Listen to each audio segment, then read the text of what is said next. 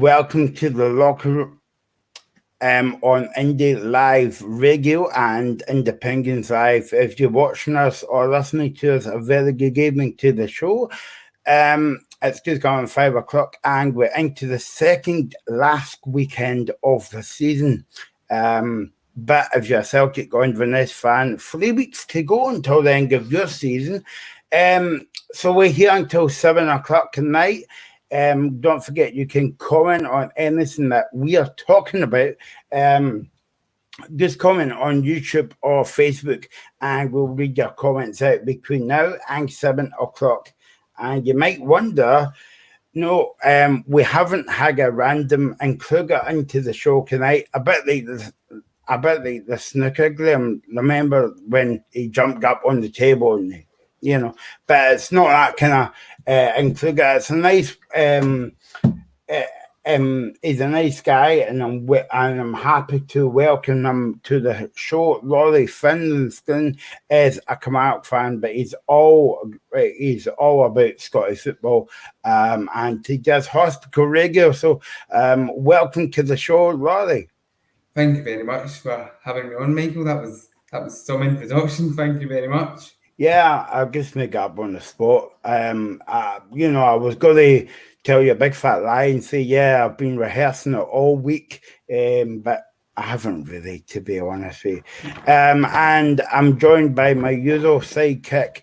It's the Alan McCoys of the locker room. It's Mr. Grim Duffy.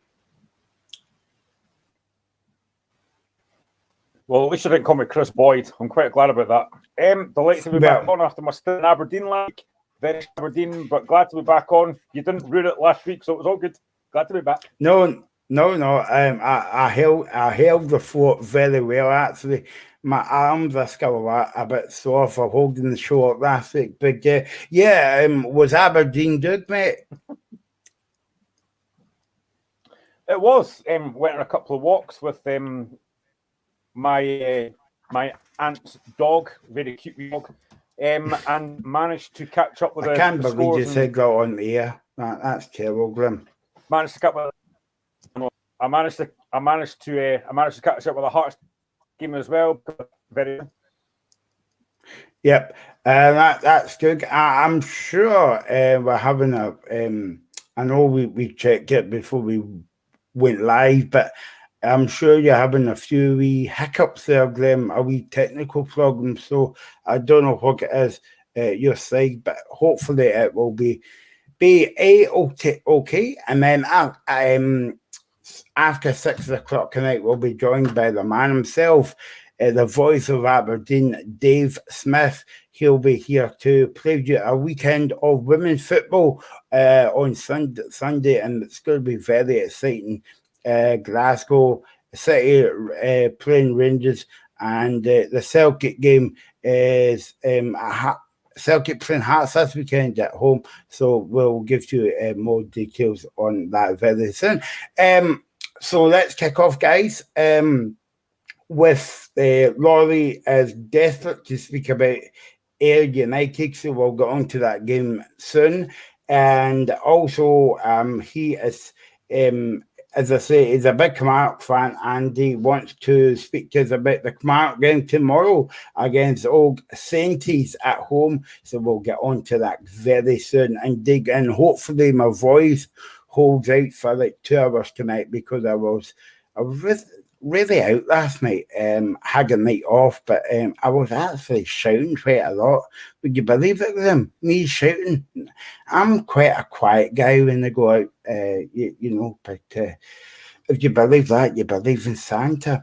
Anyway, let's move on. First game up tonight. Looking forward to this game, actually. It's what would you say, the semi-final of the playoffs, you would say, Parket Thistle against Ayr United. Laurie, what do you think of this one? I know you're desperate to speak about Ayr United, so I'm going to give you the first dibs to you on this one.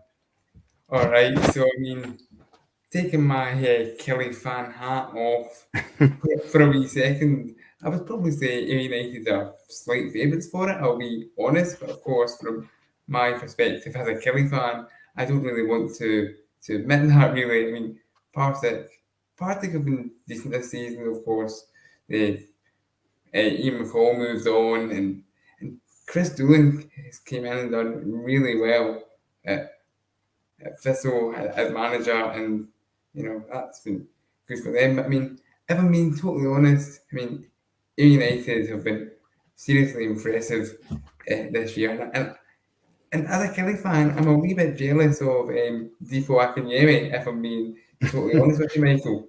So they're not as I'm not going to talk as badly of them as some people would have thought. Well, that's very good of you to say that, Rory. Wait till you get over here and you can say what you want about them and stuff like that. But no, I mean, I've been very impressed by Ayr United last season, Rory. Obviously, I've just saw them on TV, like say yourselves as well. But they're a good team in Akinyemi. I think he won the Player of the Year last week or a few weekends ago for Ayr United as well. So yeah, but if I was an Ayr United fan, I would be a bit kind of worried over the summer because if Ayr United, if a team puts in a big offer for him, he might be off. Yeah, I think if I was United and Lee Bullen, I would be worried about that because I'm sure some Premiership clubs in this country and even some teams south of the border would quite happily take a punt on him. Yeah, no, exactly. And I've been quite impressed by Ayr United in the Friday night games that I've watched as well. And yeah, so I don't know how they will be, Laurie, because obviously this is our first game for about 2 or 3 weeks now, because of the season finish. So how do you think? Do you think it will work against them, or do you think it will work in their favour because they're going into this game, kind of like having no game for 2 weeks? Well, I think if anything, it might end up going against them, really. And I mean, that's obviously why with the playoff semi-finals, if you look at the dates of the first and second leg, if I'm not mistaken, there's a week in between them. So, but I think if anything, it would work against there because they were the team, with the, not saying Park didn't have it, but they were the team with the real positivity from finishing second in the championship, and I think they just wanted to keep going. Graham, you're back with us. Hopefully, it's working okay for you. You've been a big advocate of Akinyemi this season. We were just talking about when you come on there. It would be if I was an Ayr United fan over the summer, I'm hoping that phone call won't go for any of even Hearts maybe to kind of take him away because he's a very important player for Ayr United, not only in these 2 games, but if they do reach maybe like the final of the playoffs and come up in that season as well. Yeah, I mean, no disrespect to United, but he's far too good for that league. Let's be honest, he's been outstanding this season. Some of the goals he scored, again, for a big guy, he's got a really good touch. He's actually a good footballer. Some of the goals he scored have been really, really important and really vital. And I think if Ayr are going to get through this playoff, he'll be have a massive say in this. But I don't think he'll be there next season. No matter what happens this season, I think he'll be gone. Whether he goes to, he's not going to go to Celtic or Rangers. Aberdeen, the Hearts, Hibs potentially could be looking at him. But he's from what I've seen of him this season, he's been fantastic. Along with, and I spoke about Joe Newble as well for Livingston, 2 very big guys, but they are very, very good footballers. So I think Akinyemi, for me, has been one of the players of the season in the Championship. And I wouldn't be surprised if Ayr United get through this tie, if he's one of the main reasons why they do it, because for me, he's been absolutely fantastic. Yeah, no, definitely. I was listening to Lee Bullen today. Yesterday he done this press conference, Graham, and it says that we've had a good week of training and we have some time off, and we came back in to do a wee mini. As I say to Graham, he's away again. Yeah, so Laura, I'll just come back to you on this. Lee Bullen basically said we've had a good week's training and we've had some time off, and we come back in to do a wee mini pre-season, and now we are looking forward to the game. And then he goes on to say Packet Thistle are a fantastic team, but we know that we're going to be in the game over the next 2 games. Graham. Yeah, it's going to be a really difficult game. I mean, I wasn't on the show last week, but I did say in the chat that I thought Partick win that game last week. I didn't expect them to win it quite so comfortably. They absolutely hammered Queen's Park, and I did feel sorry for Queen's Park because I wanted them to come up all season, but Partick were excellent. Brian Graham has been superb, and actually I quite liked Brian Graham's comments this week about the fact that they want to kind of get it up to the folk that wronged them in 2020 when they were demoted, same as Hearts, obviously. So I kind of liked that comment that he's still hearting after that, which I do completely agree with as well. So they want to try and prove a point. And for me, to be honest, I think Partick and they are both deserve to win the Premier League next season. Obviously, one of them is not going to be. I think Partick have been excellent. They really have been. And, I said this earlier on, we did the show when Rangers took on Partick in the Cup. Partick were brilliant that day. They deserved to win that game. And Sackney, McCall, bit of a harsh decision, but to be fair, Doolan has done very, very well. And if they come up, then they deserve it. I think I've said before as well, and I will keep repeating the fact that I don't think there is much between the top of the Championship and the bottom of the Premier League. So if Partick do come up, I think there's every chance they'll stay up. I don't think they'll go straight back down because I don't think there's a lot between any of the teams in that league. So, but tonight I do fancy Partick Thistle over the 2 legs. I just think they've got something about them. And as I said, if United are going to come up, I think it will be due to Akinyemi because he had been superb. But I just have this feeling that over the 2 legs, I just think Partick might have enough. I said on the show last week, Graham, that James Doolan wasn't going to be at the game, but fair play to him. I mean, he turned up. I thought everybody was surprised, including the Partick Thistle fans, to see him there. But I mean, I think that I don't know him personally, but I think that's a kind of like scat shot of the man that because he had a family death. What was it, 24 hours before the game, and then you saw him in the dugout before the game. Yeah, I mean, I think everyone's got the ways of dealing with grief. People do things differently. Maybe he wanted to throw himself back into work, and because this game meant so much, maybe it was kind of thing that, you know what, I want to show my father, I think that, this, how much this means to all of us. So fair respect to him. And they got the result they thoroughly deserved because, as I said, they absolutely hammered Queen's Park. I didn't expect them to win it quite as comfortably as they did. But to be a couple of goals up early on, the game's basically done. And he really has done a fantastic job. And as you say, I'm sure that after the season's finished, he'll probably have a bit more kind of reflection about what's happened recently. But if they come up, it would be thoroughly, thoroughly deserved. Yeah, no, exactly. I mean, you would be hoping, Rory, that your team will stay up, and you'll be hoping Ayr United will be in the Premiership next season because that's another derby to look forward to. Yeah, absolutely. I will say it now for the record. I mean, I would be more than happy for Ayr United to come up as long as it wasn't at Kilmarnock's expense. Well, as you've said, both Partick and Ayr probably deserve to have a crack at the Premiership, and of course, for Ayr, it's the first time in a long time since they've been in the Scottish top flight, and Ayr have been excellent as of Partick, but again, as long as Kelly don't get relegated for them, Ayr can come up. I'm more than happy to have Ayrshire derbies in the Premiership because despite them winning one of them, the Ayrshire derbies were quite fun in the Championship last year, I've got to say. Graham, how brilliant would it be for maybe not the TV deal, because I'm not going into that for another week. I feel as though we're going to be speaking about that every week now. But how important would it be for the league to have obviously I'm tempting fate here a wee bit, but how brilliant would it be to see another derby in the league? This is why I've said for weeks that I'd like to see the league extended, make it like an 18-team league, and I have these big derby games like Ayr against Kilmarnock, Dundee United, games like that. They've been massive, massive games. That's why I've always said that the league should have been extended, and this is why I said as well weeks ago that they missed the chance to do it during COVID times when they should have said, you know what, this is a bit different, but we're going to extend the league, and they didn't do it. They bottled it.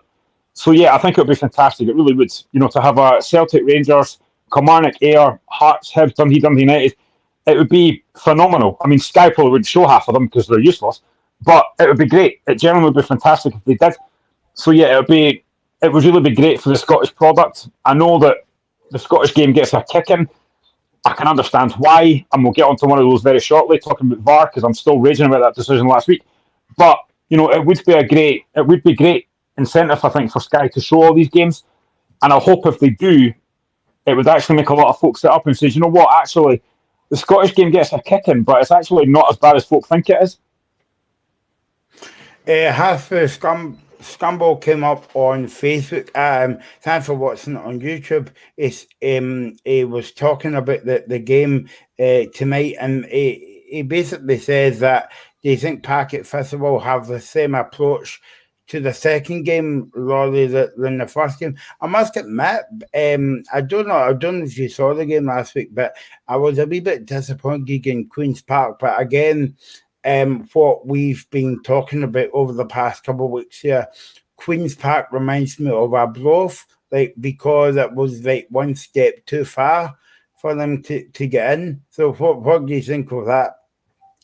Yeah, I think that's a fair comment to make, Michael. I mean, Queen's Park kind of seemed to fall like a pack of cards, which I wasn't really expecting them to do, because yes, they lost to Dundee, but in the final game of the league season, but they played pretty well. But then Dundee were just too strong. But how they were in the playoff, I mean, what the finish was, it 8-3 to Thistle on aggregate?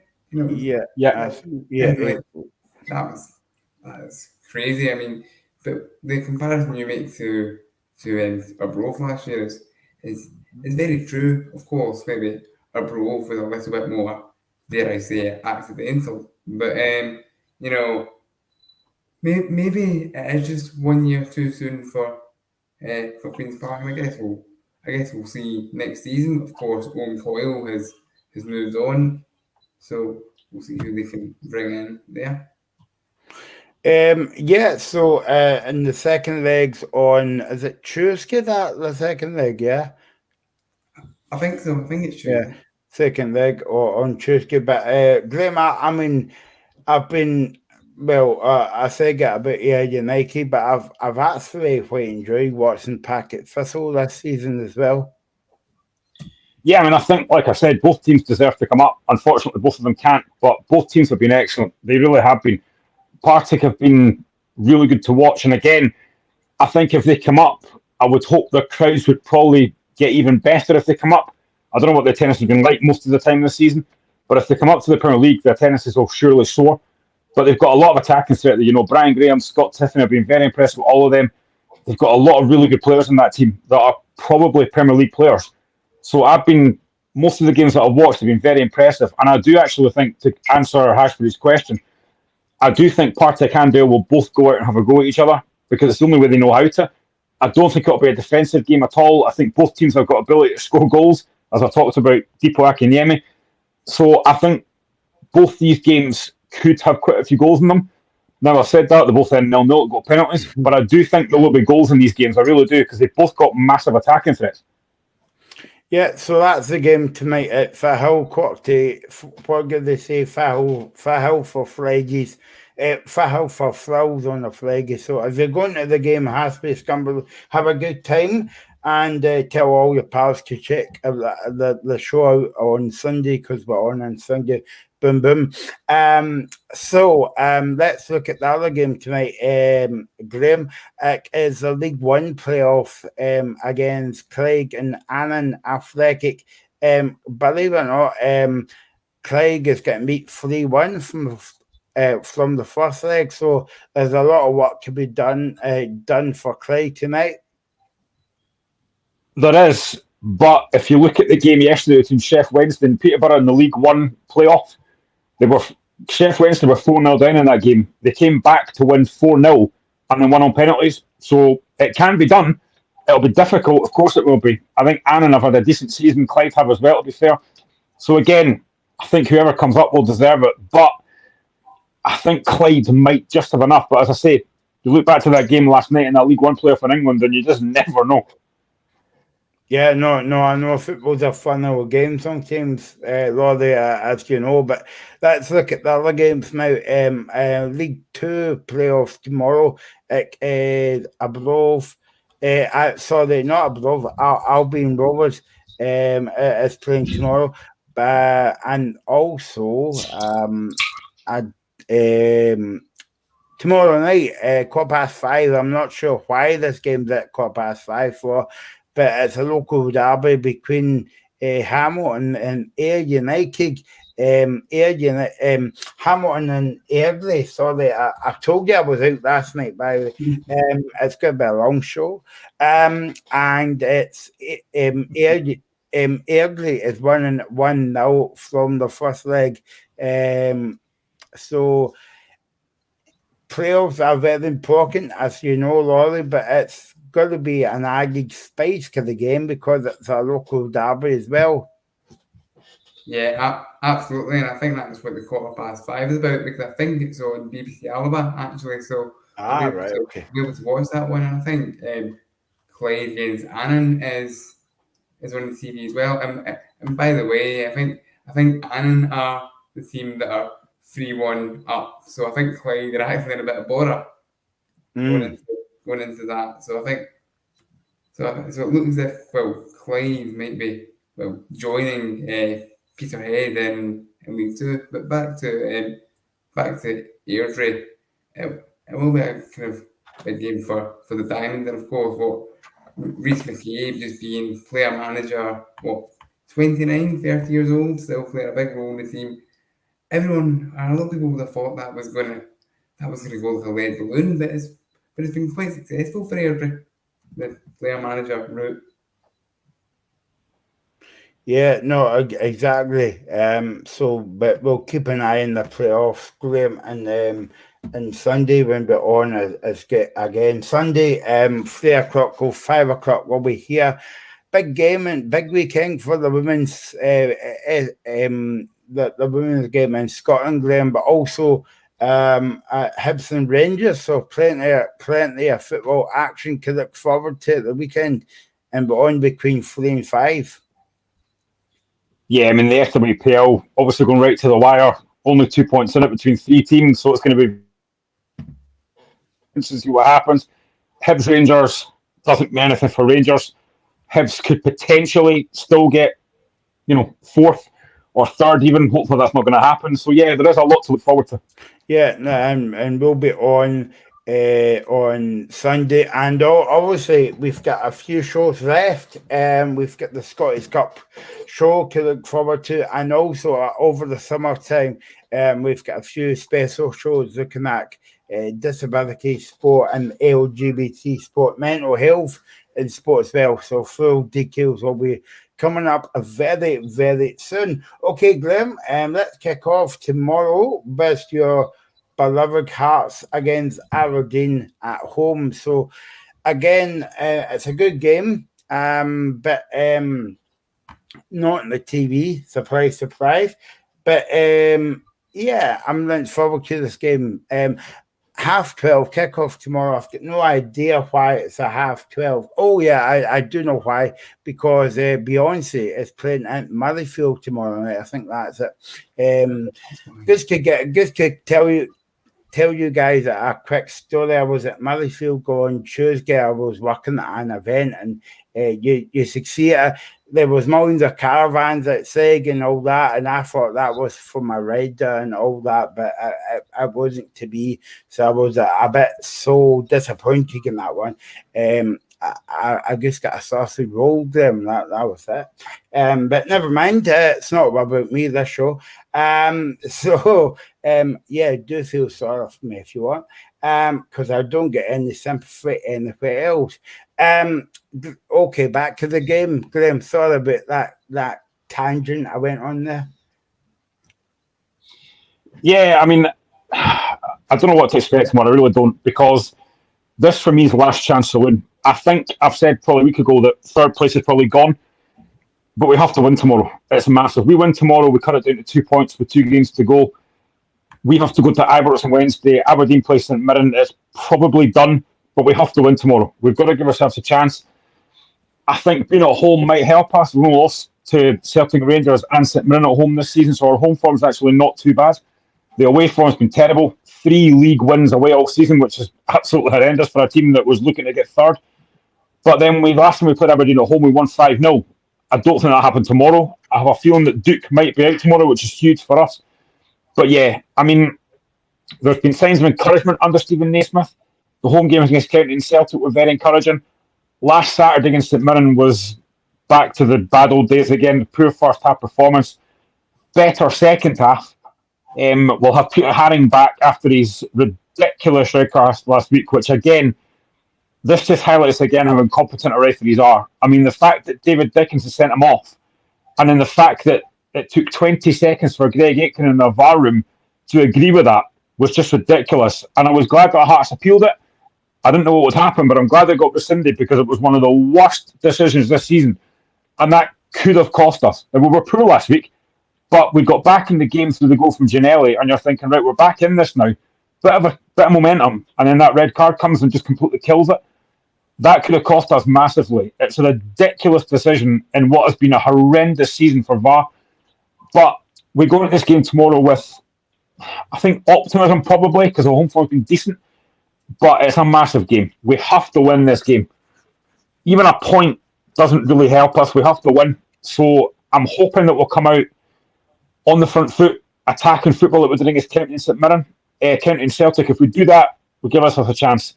But again, what worries me is set-piece defending, because we're losing the same goal every week from balls into the box. We have to stop that. Aberdeen have got threats there, and they've got a guy that can deliver a set-piece in Leighton Clarkson. So it's going to be tough. But it's win or bust. We have to win. That's a simple fact. We have to win. And I take it you still don't fancy Naismith for the job, Graham? It's a weird one, because I did put out on Twitter a few days ago, basically saying Naismith in or out, and 67% said no, which kind of says it all, because I agree with that. I still think, for me, I want more experience in there. He's just not got the experience for me. And again, my worry as well is next season, even if we finish 4th, it's still European football. So we're going to have to balance European football, league football, cup football, and he's just not got the experience for that. And that's what's worried me. Plus, as well, is he going to have the contacts in terms of signing players? So again, I've got worries. Yes, there has been signs of improvement. As I said, he played attacking football against County and Celtic. Last week we were poor, but I'm still of the opinion that, for me, I want somebody else in. Now, I know he was asked this week in his press conference about the job, and he kind of played it down a bit. But I'm going to be honest here. If Naismith gets offered the job into the season, there is no way he's turning that down. He will 100% take it if he's offered it. But I'm still hoping beyond hope that Joe Savage and Andrew McKinley have got someone else lined up that can come in as soon as the season's finished, gut out the squads, that players that need to move on, i.e. Andy Halliday, Gary Mackay-Steven, guys like that need to move on, and then sign his players that he needs. But I mean, if Naismith gets the job, I'll back him 100%. I will back him 100%. But for me, it would be the cheap option and the wrong option, in my opinion. Laurie, where do you stand in this kind of like debate? We saw maybe working out with Tam Courts, Dundee Mikey and stuff like that. Like, no experience coming into a big team and did well, and then the rest is history. He moved away. But where do you stand with Stephen Naismith if he gets if he's offered the Hearts job or not? I actually kind of agree with what Graham said. So again, if Nazy is offered the job, he's always going to take it. He'd be a fool not to take it. But he's not managerial material yet at all. He may well be a good coach. I don't know. Of course, he's in the national team coaching setup, but he doesn't have the experience at all with as a as a manager. Because what was he before? Was he a Hearts B team manager? Is that correct? He was, yeah. So he's managing in possibly Lowland League, and then here we are thinking he'll be capable of chasing Europe in the SPL. I don't think so. But I mean, is there anyone, particularly for you, Graham? Is there anyone you have in mind as an alternative to Naismith? I mean, not really. I know that Chris Wellville was linked, and he's basically said this week that he wants to go back to England, which is fine. Apart from that, there's been a number of names mentioned. I mean, Stephen Robinson was on the list. I'm not convinced. I know he's done a good job at St Mirren, but for me, I think the Hearts job was a bit too big for him. I honestly don't know who I want, but I just want somebody with experience that's going to play. And again, I know it's about winning games. I know that. But I want someone that's going to come in, is going to play attacking football, play in the front foot, play with pace, because that's what Hearts fans want to see every week. And we saw that against County and Celtic. Not so much last week. And even the game against Hibs when Naismith came in, I don't really blame him for that because he had 4 days to get the team ready, and that's not a lot of time. So I think he has tried to do things differently. What I will say though about Naismith, and what I do like, is the fact that over this past 2 weeks, he's got a lot of young players signed up on long-term deals, which is great. Even today, we've got Harry Stone signed up on a new 1-year deal. So he has got a lot of the young players signed for long-term deals. He's signed, or he's wanting to sign Connor Smith, who I'm a massive fan of, on a long-term deal. So that side of it, I completely agree with. I love that fact. And that kind of as well makes me think he might get the job full-time, because if these young players are signing new deals, then they think they're going to play next season. And I think they would only play next season if Naismith is there. So that's why I kind of think that he might get the job full-time. And again, I still think it's a wrong appointment, but I'll back him if he gets it. Laurie asked a good question there, Graham. And, you know, like I was actually just thinking about that question there when you asked Graham it.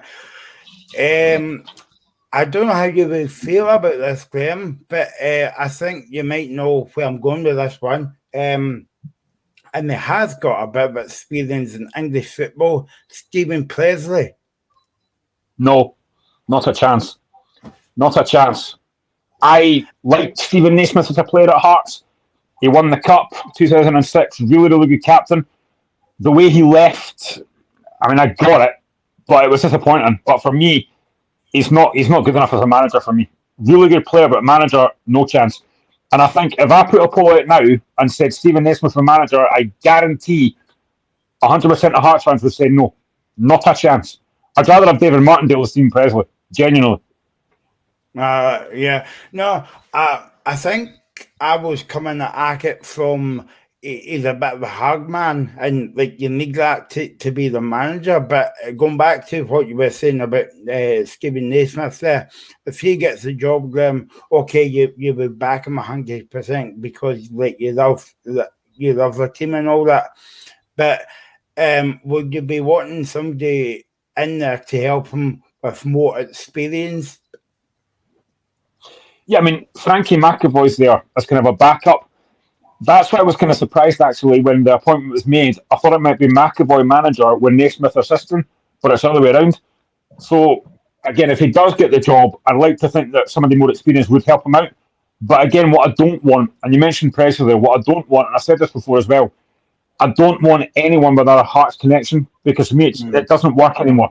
You can't go down that sentimentality route. You've got to get somebody else in that doesn't know about Hearts, because I said this as well, even when John Robertson got the job back in 2004, 2005, I was like, if he does badly, I don't really want to be saying Robbo has to go.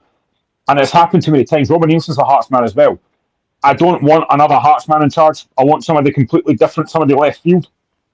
There's been a few names mentioned from abroad. And again, when we brought Daniel Stendel in, I liked Daniel Stendel. Many Hearts fans didn't, but I could see what he was trying to do. he didn't get enough time, and I genuinely think had he stayed, he might have kept us up. And even if he hadn't, I think he'd have got us out of the Championship as well, like Robin Nielsen did, but playing better football.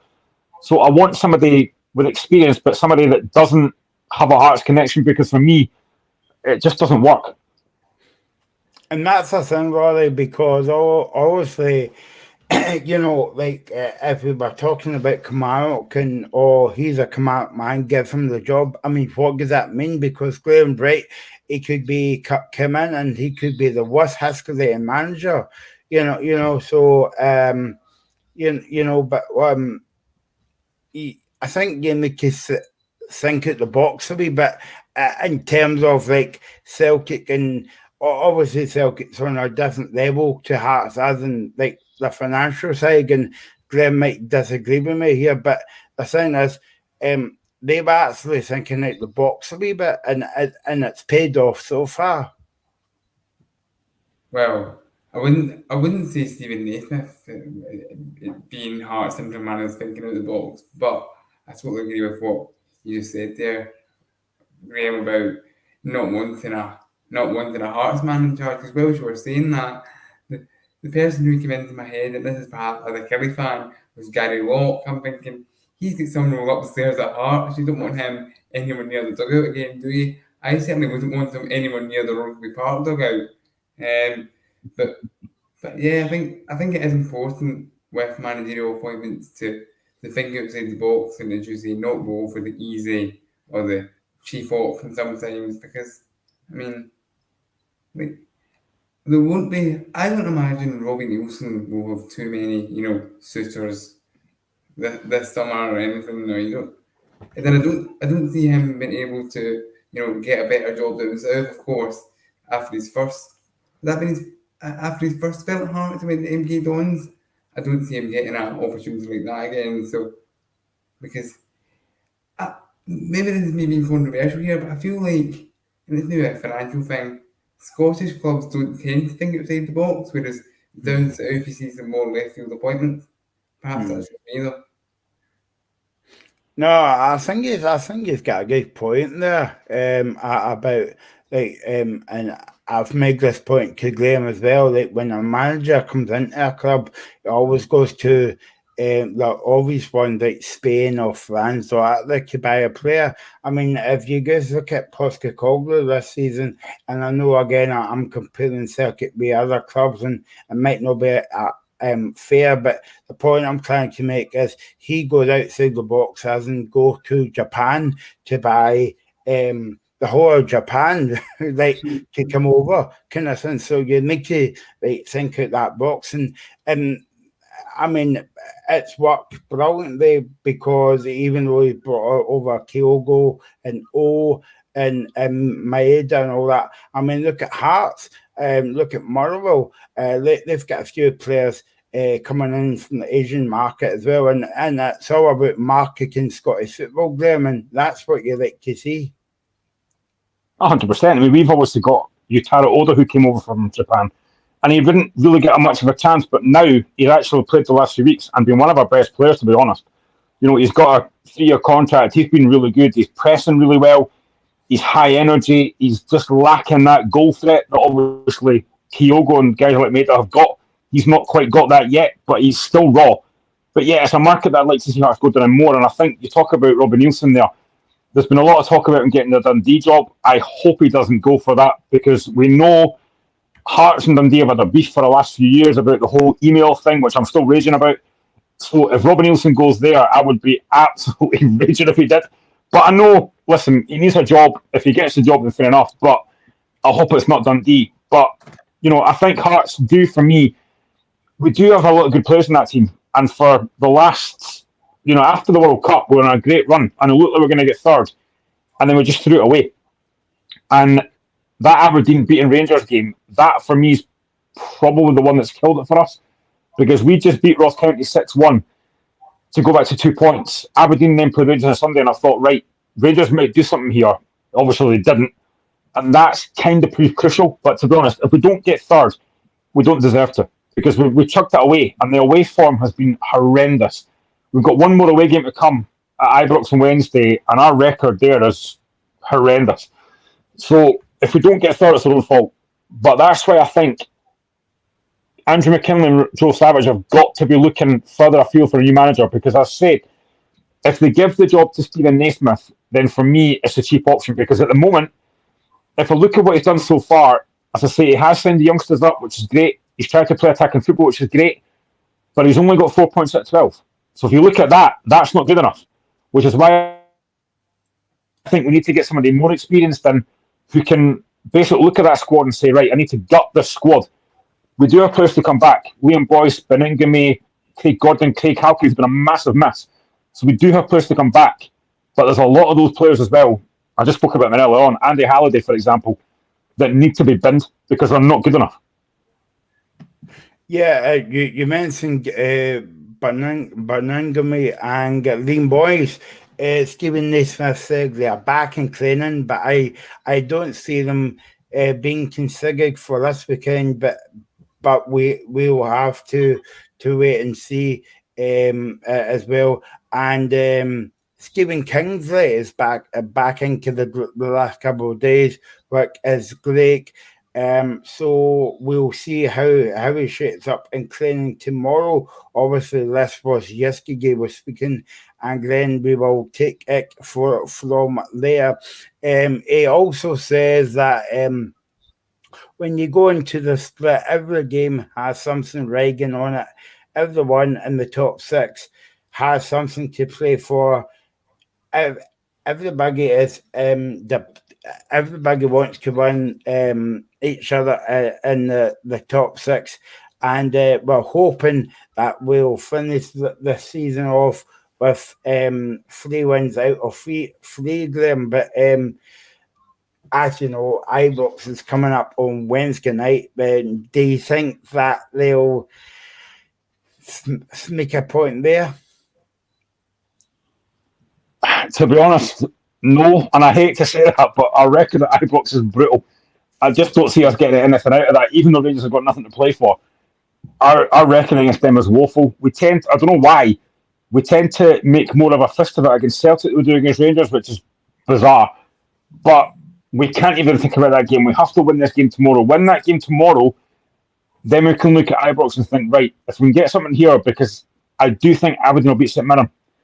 I'm hoping that we can take it to the last game, even though it's an Edinburgh derby.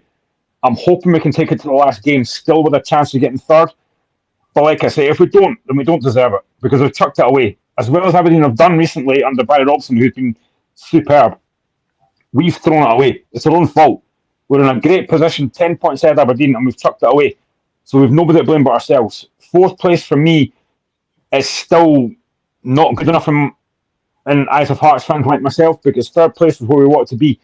The money that comes with that, the £5 million that comes with, and we basically chucked it away through poor performances, poor results, which is why I kind of think that Robin Nielsen maybe should have been sacked earlier than he was.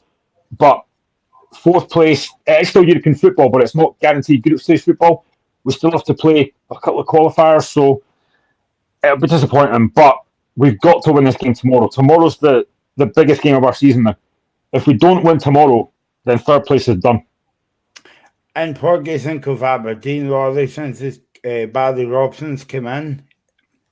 Aberdeen have been absolutely sensational since Barry came in, and I personally didn't expect such a turnaround. But nobody was really sure what went wrong at Aberdeen, because at the start of the season, Jim Goodwin had them playing all right with the new boys, your likes of Duke and Miofsky and all that. But then after the winter break, a switch seemed to be flipped, and of course we all know what happened in the Scottish Cup. I mean, great for Darvel and great coverage for Scottish football. We'll be back to Aberdeen. Barry Robson has been absolutely superb since they came in, and of course Aberdeen have had a tough few years pretty much since Derek McInnes left, and perhaps his long-term replacement, maybe I'm hyping him up too much, was already sitting in the youth academy at Aberdeen at that time, coaching, which is, but it almost goes back to the Stephen Naismith point at Hearts. Like it seems a similar type of appointment where it's almost a cheap option, but it seems to be working at Aberdeen. I don't really know how it's happened. But who knows? It might all change next season. It might start falling away. I don't know. Yeah, no, that's an interesting point. Let's move on now to Celtic Park. Celtic's got their first home game after they won the league 2 weeks ago away to Hearts or the Grim. They are playing St Mirren tomorrow with and Stephen Robertson's come out and said a gag of honour. Now, I know Graham's opinion on this one. What do you make of it? Obviously, he's entitled to make statements like that, but what do you make of like the gag of honour before a game or whatever? Do you think it's kind of a bit old school? Do you think it's a bit kind of old school that now, Rory? And do you think that Celtic's won the league? Okay, let the game begin and stop this kind of bickering about gag of honour and stuff. Yeah, guard of honour. The guard of honour is something that is very, very traditional. Personally, I don't mind it at all. I mean, sometimes it maybe doesn't look right, but then some people say it's classy. Like, of course, the old film last week where there wasn't a guard of honour. Then people would react to it differently. But I personally don't mind them, but then sometimes they're maybe not appropriate, perhaps, like the old firm last week. Yeah, no, exactly. And obviously you make the point in the group chat, Graham, as well. But to be honest, Graham, I don't think John Kennedy was caring about that because he was asked today at his presser and he was saying, well, that's up to St Mirren if they don't want to do that. But basically he was, if I could read his boggy I don't think he actually cared about if it was a guard of honour or not.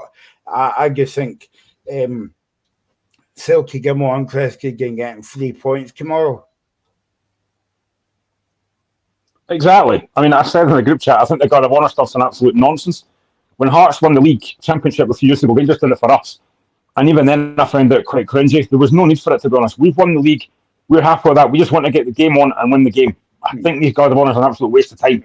Nobody wants them. Well, maybe the fans do, but nobody cares about them, to be honest. They're just a waste of time that you don't need to have. So, yeah, I think Robertson's done the right thing here. I think in terms of the game, Celtic will get the League One there and they're looking forward to the Scottish Cup. They obviously weren't brilliant against Hearts, but they got the job done. But do you know what? It's a game where probably, if you look at the Rangers game last week, Celtic made a lot of changes, and it was probably a game that you thought Rangers might win because, let's be honest, it didn't matter. The title was won. I know I listened to a couple of podcasts after the show, and a lot of Celtic fans were raging about it. But do you know what? I kind of get it because you don't want to lose any derby game. But it was a game that meant nothing. Now, Rangers fans will say, it was a massive result for us. Well, yeah, maybe it was, but in terms of the title race, it's done. It doesn't matter. You've won the only game that didn't matter, so well done. But Celtic will be looking to maybe try and put things right, but they know they can make changes tomorrow. They can bring in a few more players, maybe test a few things out before the cup final in a few weeks' time. St Mirren, as I say, I think they've been excellent this season. They really have been. They should have beaten Hearts last week. They had numerous chances to win that game, but for Xander Clark, they probably would have won the game by 4 or 5. So I've been impressed with them all season. They've been excellent. Stephen Robinson's done a great job. Quite rightly up there for Manager of the Year. I know he won't get it. There's a few nominations that probably should be up there. Lee Bowen, for example.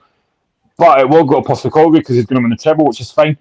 But Robinson's done a great job this season. He really has. Given the start of the season they had when they got knocked out the League Cup early on, a lot of St Mirren fans were not overly happy, but the job he's done is phenomenal. He really has. He signed very well. Again, Curtis Main, journeyman player, but he's been outstanding. Alec Gogic in midfield's been really good.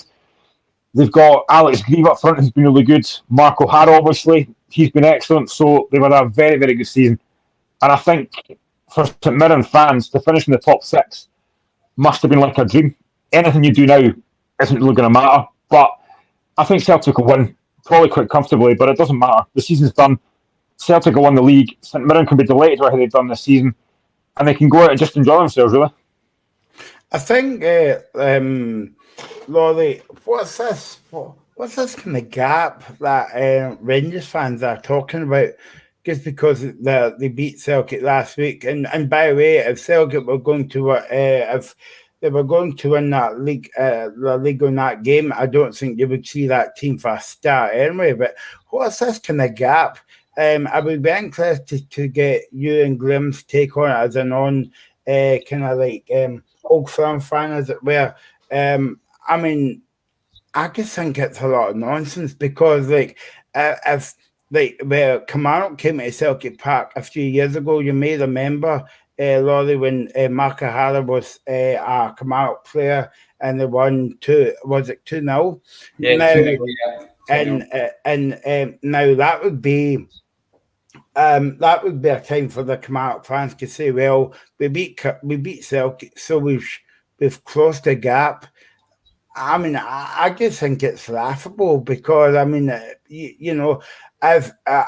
Celtic played Real Madrid last season, and Celtic was a better team for like 60 odd minutes in the game, and all right, Celtic gig up getting beat. But is that, and it's just for the Celtic fans to come out and say, well, we get beat, but we kind of closed the gap a wee bit. I mean, I just think it's a stupid comment for people to say. I mean, I don't know about you and Graham. I know Graham's laughing here, but I know you want to come back in. But I mean, I just feel as though it's absolutely daft because, I mean, it's about like you going to Ibrox on Wednesday night, right? And say if you beat Rangers, then you'll come on the show and say, yeah, well, we've shut the gap because we beat them 1-0. Yeah, I'm with you, Michael. That's rubbish. You do hear it. I mean, of course, maybe again, as a fan of one of the smaller clubs, I actually do kind of enjoy seeing the Old Firm lose, especially when it is come on, of course. And quickly on that 2-0 game in 2012, I think Mark O'Hara was actually playing centre back that day, which just shows his versatility. Yeah. A minute ago, but winning a game against the Old Firm, 9 out of 10, it doesn't really close any gap. I mean, put it this way: there's enough of a gap between Celtic and Rangers themselves this year. I mean, how many points are Aberdeen on in third? Sorry, Graham, but like how many? Like, there's enough of a gap there. And put it this way: if Aberdeen were to beat Celtic Rangers, that doesn't close any gap. There's still a massive gap or golfing class between the Old Firm and the rest of the SPL, I'd say. Graham, I've got a gap in my window in my bedroom, but I'm going to close that gap at the weekend because I'm going to do some work on it. By the way, I haven't really that's a bit of a joke.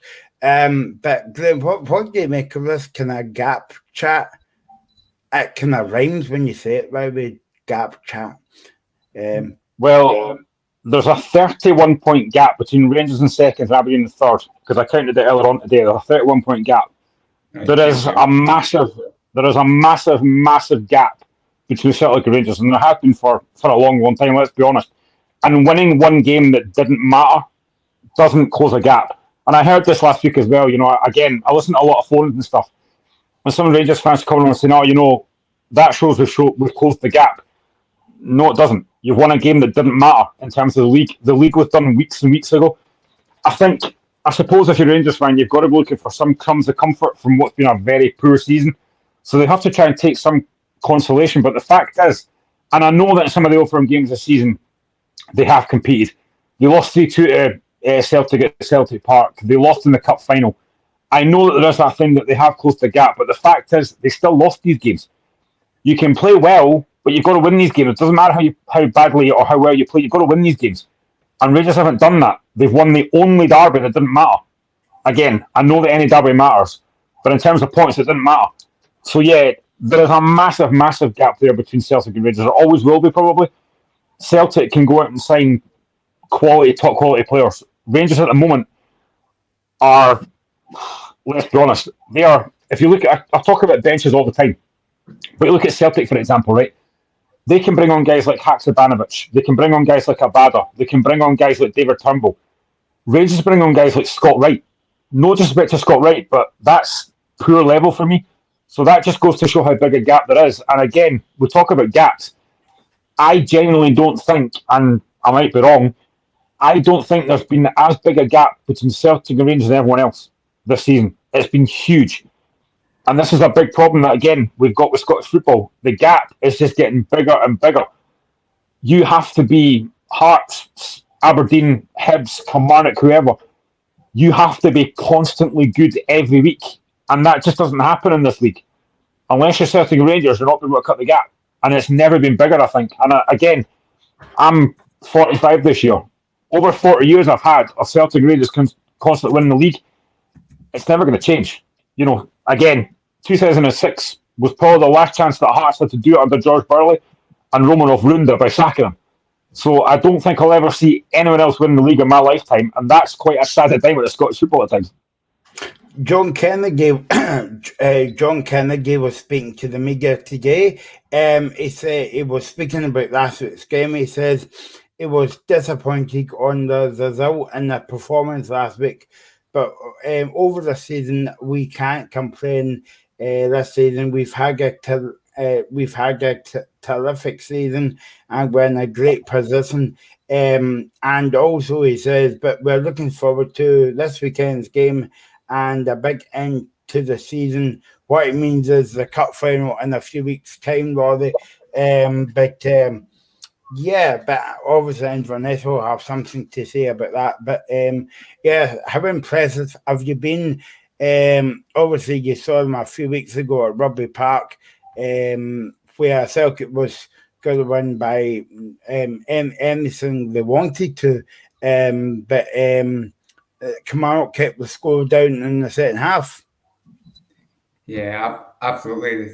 Well, the twice Celtic have been at Rugby Park this season, they have been absolutely outstanding. I mean, when Kelly played them at Hampden in the Firhill Cup semi-final, it was a little bit closer, but back to the two games at Rugby Park, really, Celtic have been unbelievable, and I can't lie, they've been a joy to watch, and like, even as a Kelly fan, you're sitting there applauding their goals sometimes, like, it's unbelievable. And back to the point you made a minute ago, Graham, about the players they can bring off the bench. The fact that someone like Leah Labada just sits on Celtic's bench, it's terrifying. Like, I mean, when Kelly plays Celtic, and even Rangers to a degree, particularly Celtic, I'll always look at the bench first and go, oh, what can they bring on? Especially if we're doing pretty well. But Celtic have been unbelievable this season. Pain to say, but they've been absolutely fantastic and nowhere near. Well, Rangers have been nowhere near them, and as you say, that gap probably hasn't been any bigger. Yeah, no, exactly. Got to say, good evening to our Aberdeen correspondent. No, it's not Graham Duffy, it's Dave Smith. How's it going, Dave? Yep, all good. Taking time away from this heat wave. I've got Aberdeen to come on the show, so I'll get back to the sun when we're finished. And that's enough about advertising the Sun newspaper on Into the Eye radio, but there you go. I said heat wave, not sun. All right, okay, I thought you said sun, but yeah, there you go. That comes out on a Monday night, I think. It's obviously it's Celtic's first game after they won the league. Now, let's move on now to speak about Kilmarnock against St Johnstone tomorrow. I think Rory might be interested in talking about this game. Don't know why. Yeah, big Kilmarnock fan. Got to say before we talk about this game, a big Kilmarnock fan and a good pal of mine, James Doe, sadly passed away last Sunday night. So thoughts and prayers to his family at this difficult time. He was a big Kilmarnock fan, actually, was a big season ticket holder at the game. So so I was a bit sad to hear that to see that news last week as well. On to the game then, Laurie. What do you make of Kilmarnock this season? Well, it's kind of been, well, almost a story of home and away. Almost at home, we've been pretty solid. I mean, the only team outside the Old Firm to beat us at Rugby Park is Livingston. And we've actually beaten everyone else. We've actually beaten everyone apart from the Old Firm at Rugby Park. Obviously, we beat Livingston last week there. But away from home, we have been diabolical. There's no other way really to dress it up. I mean, I think it was yourself, Graham, you were talking about poor away form for Hearts. And I would quite happily have Hearts' away record, to be honest. We've only had what would be 5 points, I think, on the road all season. And that's why we are down where we are. If you were just to watch Kelly's home games and somehow have no idea how we got on away from home, you would assume we were doing all right, maybe almost knocking on the door of top six. But I'm sure up until the game against St Mirren, I think we actually had the worst away record in world football. The away form's been nothing short of embarrassing, and that could be the difference between us staying up and going down coming this season.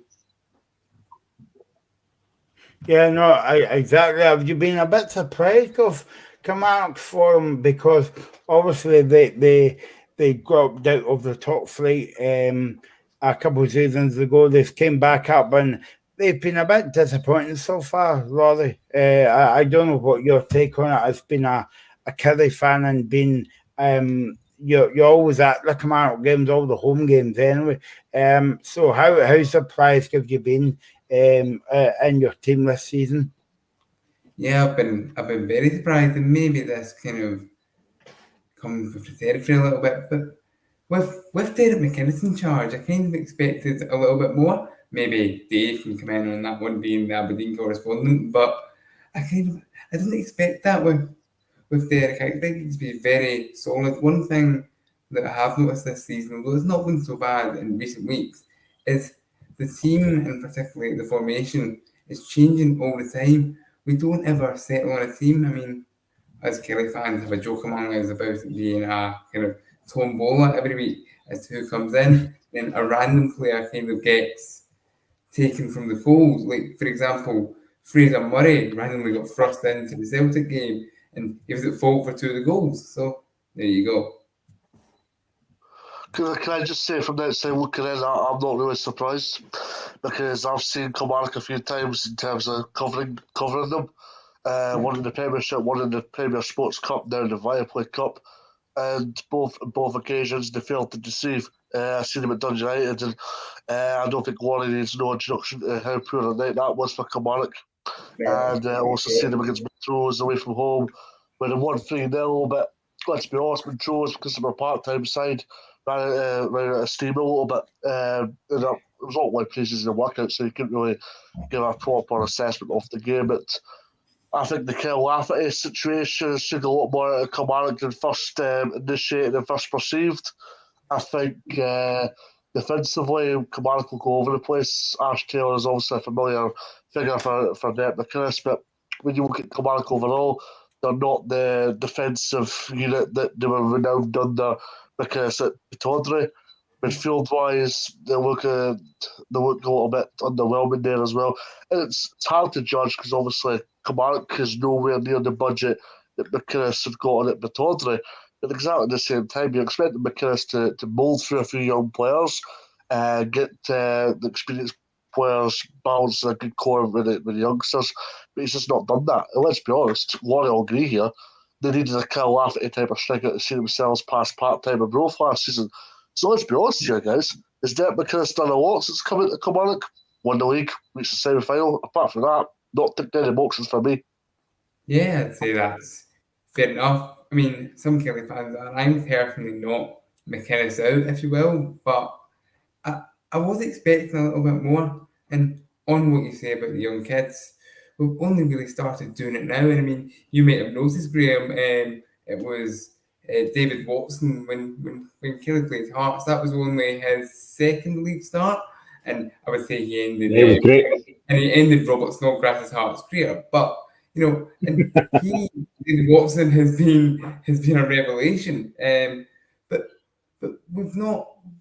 He still probably came in, way before now, but who knows? Maybe we waited till after January and all that, so an English team didn't take him from under us on the cheap, and he's just a new contract. But yeah, I have been quite disappointed with Derek, and as much as our budget is smaller than what he would have had at, say, Aberdeen, and probably even Bristol City before that.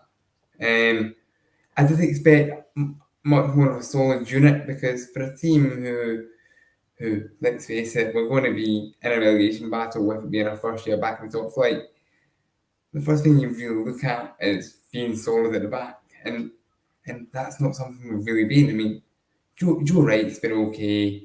Lewis Mayo on loan from Rangers has been alright, but the thing is, people like Lewis Mayo, we're not going to be able to keep him, are we? And then people like Ash Taylor, maybe.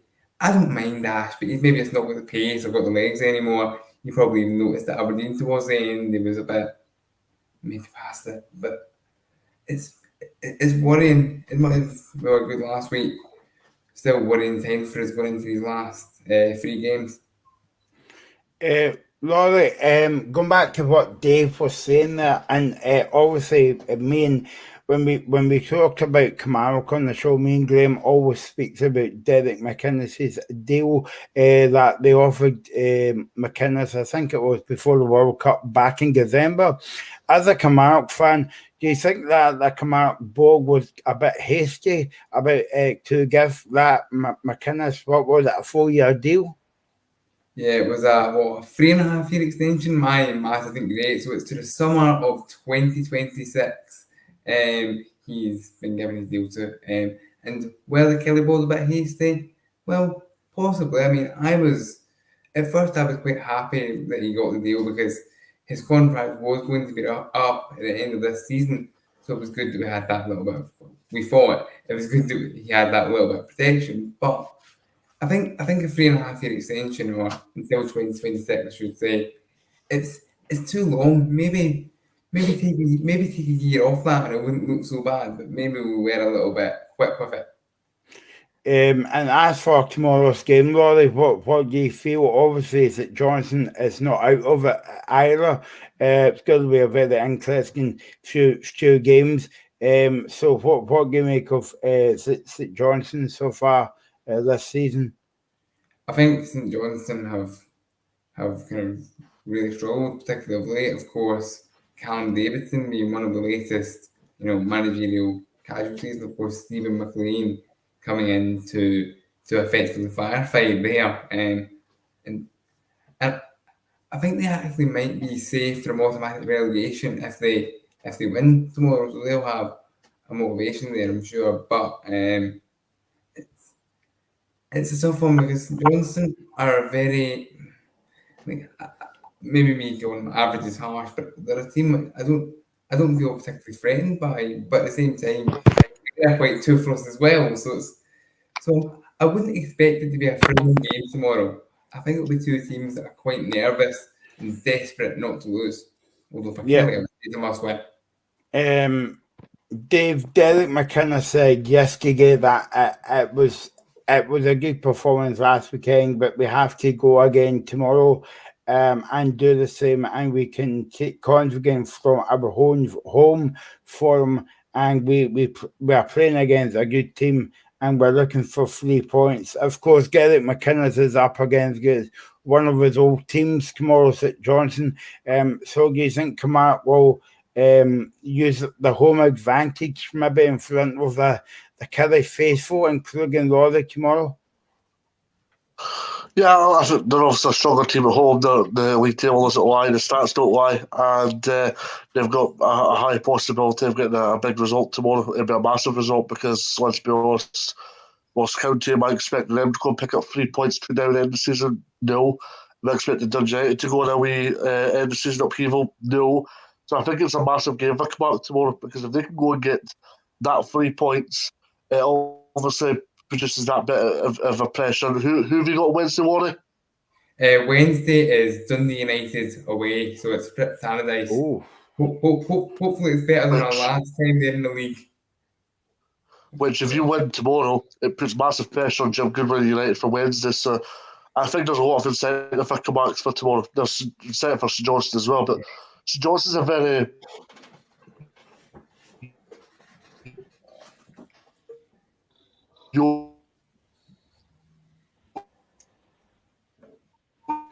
I think we're having a few technical problems with Dave.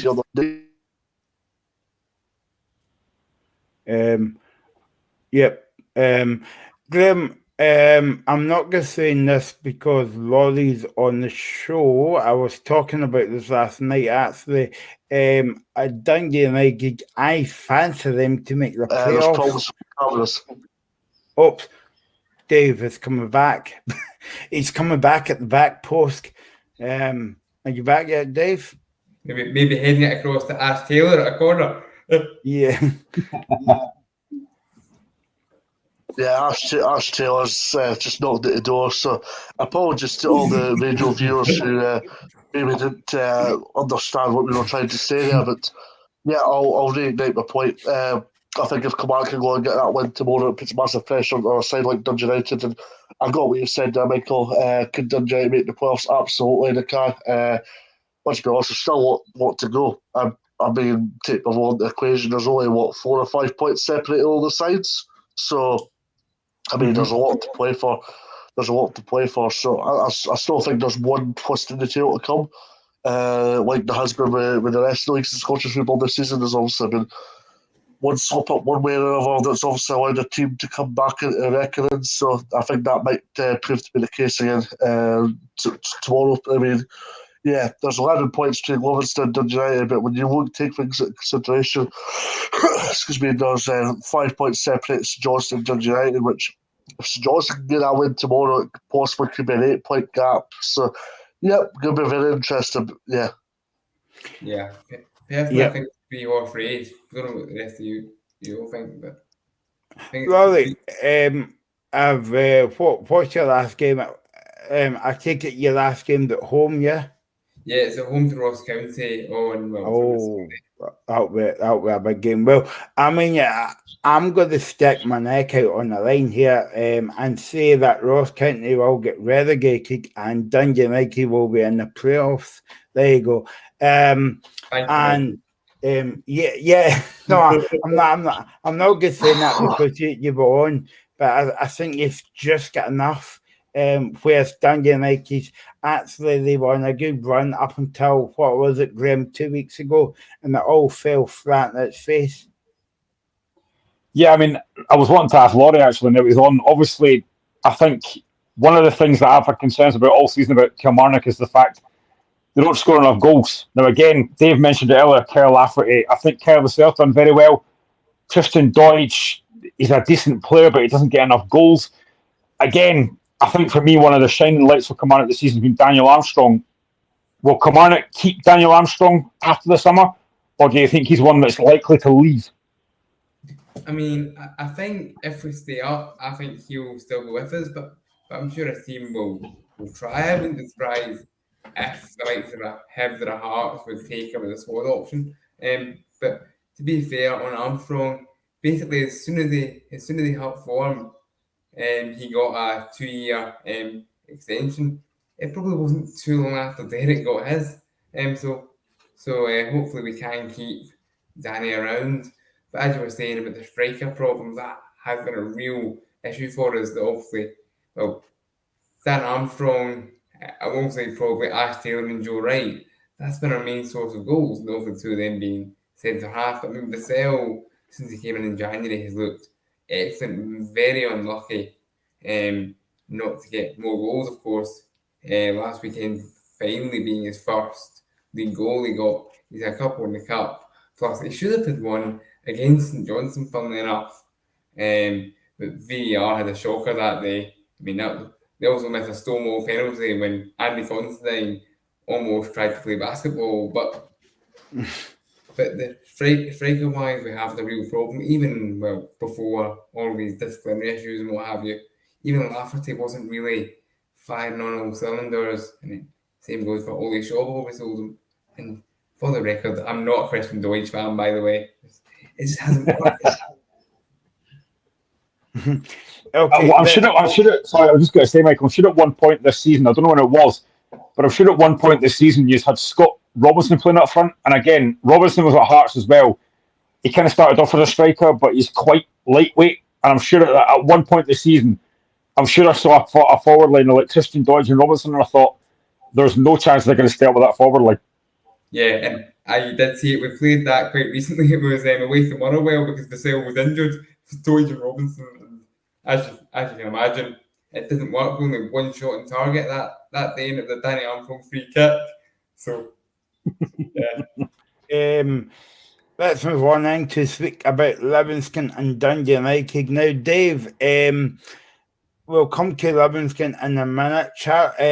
Before we get on to Livingston, Chatham Mulgrew has been getting a lot of stick from Dundee United fans. I don't know if you saw that online, because apparently, well, not apparently, he was there last night. He was at a Celtic function at the Hydro last night, and the Dundee United fans were saying that he should concentrate on staying at home, because obviously they've got 3 massive cup finals coming up. Do you agree with the United fans in this one? To a certain extent, yes, because it's not something that I would be allowed if. Now, I get what Charlie Mulgrew's said. I get both. But what I'm trying to say is, I get both arguments to it, because for Charlie Mulgrew, Celtic man, a man that's obviously been a good stalwart for Celtic in terms of playing in some good times for the club. But at exactly the same time, as Dens Park Choir, touched upon on Twitter, Celtic scarf around his neck, and that's not a good look considering you're playing for a fellow Scottish Premiership club at this precise minute in time. So I would totally understand Charlie's point if he was just there speaking away and going, "Yep, Scott Brown was a great player for Celtic Football Club, a player that possessed a winning mentality, and a player that loved to win trophies." By the way, I was trying to do that as if I'm speaking to somebody there. But I thought you were talking to the door. No, well, I was looking at the door, to be fair. But yeah, I mean, the fact he's got a silk scarf around his neck is not a good look. I mean, Charlie Mulgrew's, you'd like to think, is experienced enough to handle outside noise such as what the fans are presenting, what the media are presenting just now, and obviously you'd like to think he'll put in a good performance up at Livingston tomorrow. But if he goes and puts in an under par performance, it will not surprise me if a newspaper journalist is on to Jim Goodwin after the game and going, "Yeah, Charlie Mulgrew had a very underwhelming performance, didn't he, Jim?" So, yeah, it swings and roundabouts in this one. I think as far as Charlie's concerned, I think his priority has got to be in Dundee United. If it was the end of the season thing, I would completely understand it, because it's the end of the season. Obviously, there can be uncertainty regarding players. Now, let's be honest, let's reiterate this here. He's a player, he's not a coach. Jim Goodwin's very hands-on, as his assistant Lee Sharp. They're both very hands-on guys. At exactly the same time for Charlie Mulgrew, you would like to think he would have enough noise and enough experience in the dressing room to be like, "Look, guys, we've got a big week coming up. We've got a game Saturday, we've got a game Wednesday, and a game Sunday. So, look, I need to back out of this. I've got to do what's right for Dundee United Football Club." And I don't think he has in this regard. Graham, I was quite surprised at Jim Goodwin's comments about this. He was asked about the Charlie Mulgrew going to the Celtic event last night at the Hydro before last night. So basically, giving this press conference yesterday. And to be quite honest with you, and you can watch it yourself, I thought Jim Goodwin was actually quite cool in his answer, because I thought Jim Goodwin would be saying, "Well, I'm going to speak to Charlie and I'm going to fine him or, whatever, maybe not to that extent. But it was actually quite cool on his response to say that, well, he's an ex-Celtic player and all that. But if I was a Dundee United fan listening to that, I would be like, oh, no. Why did you say that for? That's because Jim's a Celtic fan. Where do you go, Graham? Sorry. No, that's right. I genuinely don't think we'd be having this discussion if United were at bottom of the league. If they were sitting like third bottom or fourth bottom out of relegation trouble, this would be a conversation. Yep. It's where they are in the league that's the problem. Yeah. So I think, listen, footballers aren't robots. And the thing is, Charlie Mulgrew must have known when he was going to this thing, he was going to get seen. He was going to get pictures taken. He was going to be seen. So United fans are not going to be happy about that. So I think Jim Goodwin's response, maybe he's had to say that publicly, but in private, he might have a word with him. But I personally think that if United weren't bottom, this conversation would be happening. That's what I think. Yeah, agreed. Yeah, agreed.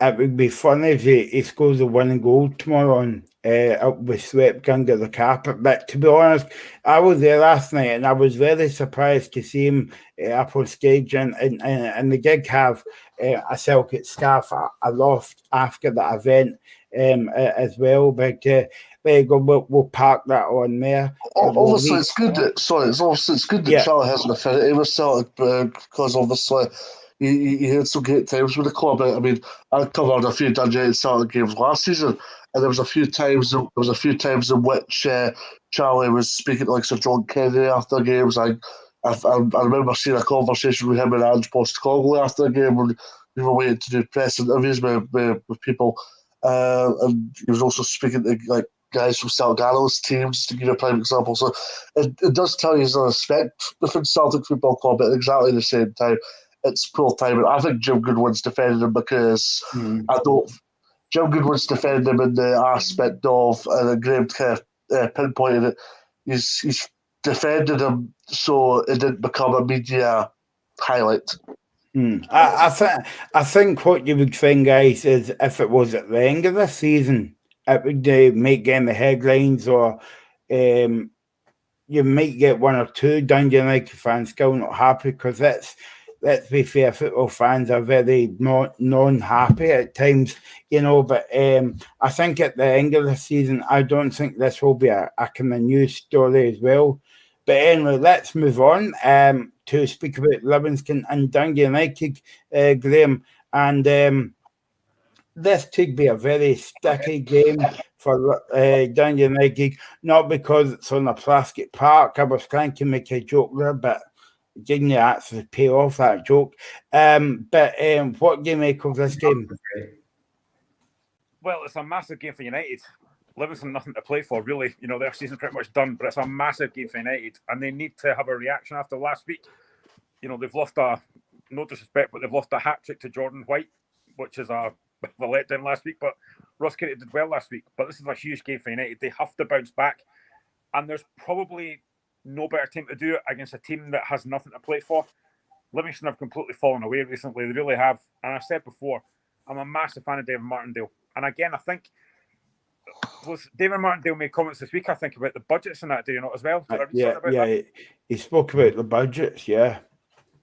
I mean, we know Livingston don't have a massive budget, and they probably are going to lose a few players. I think earlier on this afternoon, I think Nicky Devlin might be going to Aberdeen. Good signing for them. I've already said as well, I think Joe Nubley will leave. I know he's signed a new contract, but I think he'll leave. So they will lose a lot of their top players next season, and it's going to be very hard to replace them. But David Martindale's done a great job at Livingston. There's no doubt about that.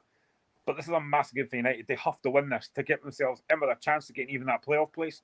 If they lose tomorrow, it's going to be very difficult. I genuinely think at the moment, if I'm looking at someone who's going to go straight down, I think I've changed my mind every week on this show. At the moment, I think United might be the team that finishes bottom, and I think Ross Kearney might be second bottom. But it's a huge game. United have to win this game. And again, how Livingston play this game tomorrow, I don't know. They need to they don't want the season to peter out. They need to try and win a couple of games to get, just a bit of confidence back, because they look drained recently. They look like the confidence is completely gone. But it's a huge game. And I think United, for me, have to win. And I don't know if I was right on this, but I'm sure I saw reports earlier that Stephen Fletcher might be out which will be a huge blow for us because he's been United's best player. Yeah, no. Dave, I wanted to go back to speak to you about Livingston for a minute. Now, I've been watching David Martindale's press conferences all season, and I think he's very entertaining and he speaks highly about the game. But over the past couple of weeks, I've been watching him about the finances, and his body language is a bit different. So do you think he's actually starting to get a wee bit frustrated within himself there?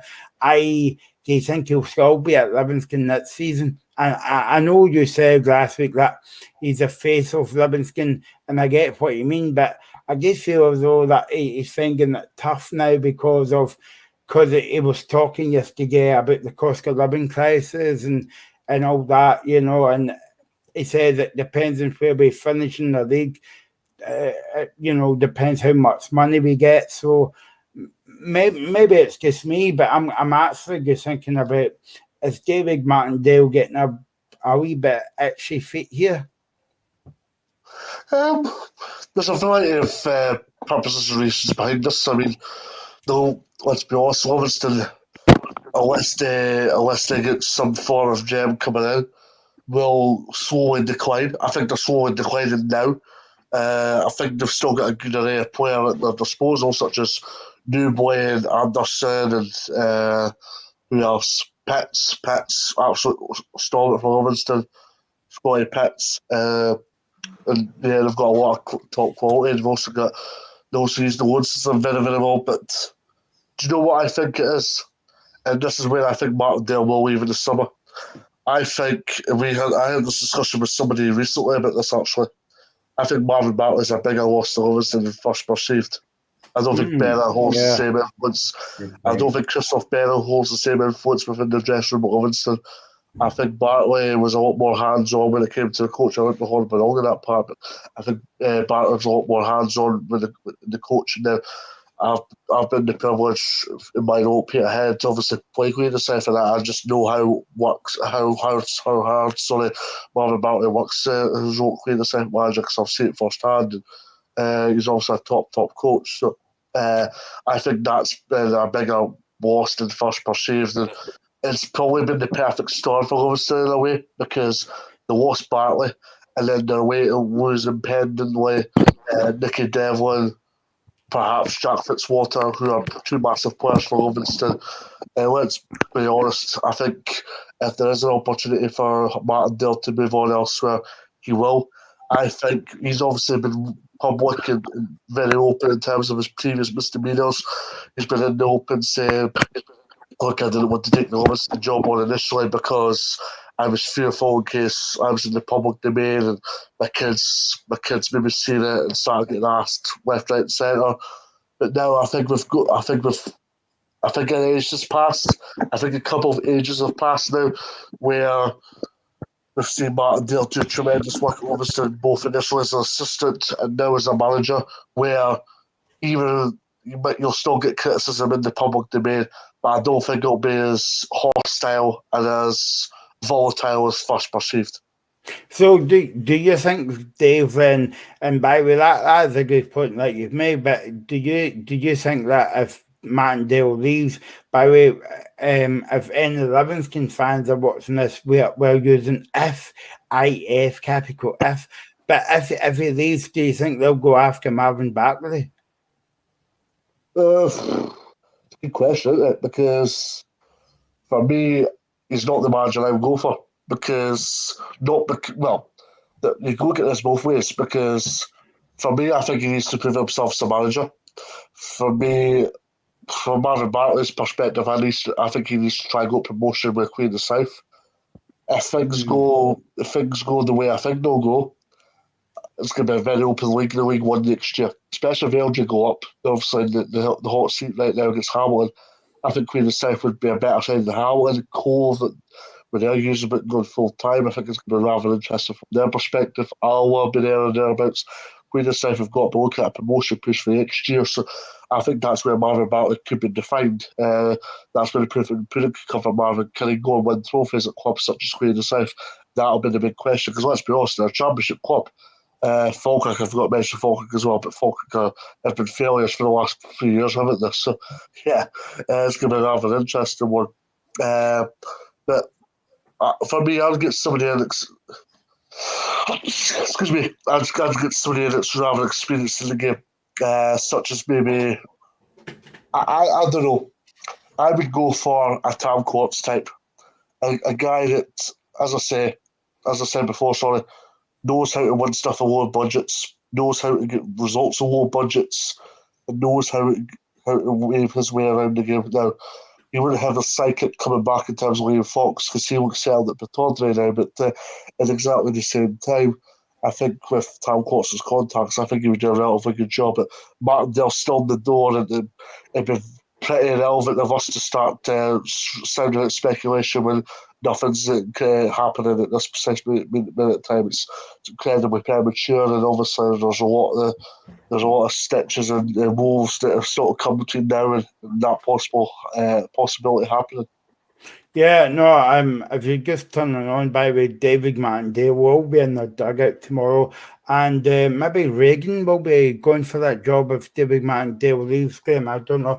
But anyway, David Martindale was speaking yesterday, and he was speaking about the financials and all that.